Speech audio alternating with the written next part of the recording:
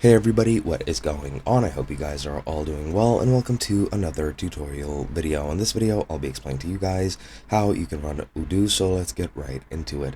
Now, to run it, all you have to do is just go to their website, odoo.com, and create an account. Now, you can create a premium one with a subscription, or you can create a free one with a free trial. And if you do create a free one, you also have a limit on how many modules you can use for the service. You do need to select which modules you would like to use. So if you plan on subscribing and unlocking everything, then you should do so before you select your modules. However, I'm pretty sure you can configure it even after, but it's much easier if you do it before. Now, once you select them, you will have them here on your dashboard. Some of them are built in. Pretty sure to do knowledge, dashboards, calendar, appointments, discuss. All of these are pretty much included whenever you create your account.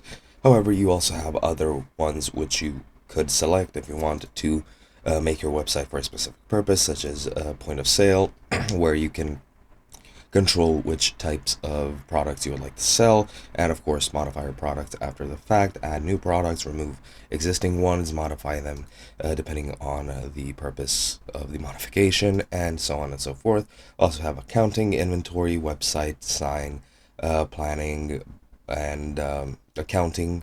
These are all important modules. For example, if you are running an online store, point of sale, inventory, accounting, website are pretty much mandatory for these. So you just need to pick and choose whichever ones you would like, and then just go through the dashboard and use them as they are intended. And that is pretty much all there is to it. Hope you guys enjoyed, and I'll be seeing you guys in another video.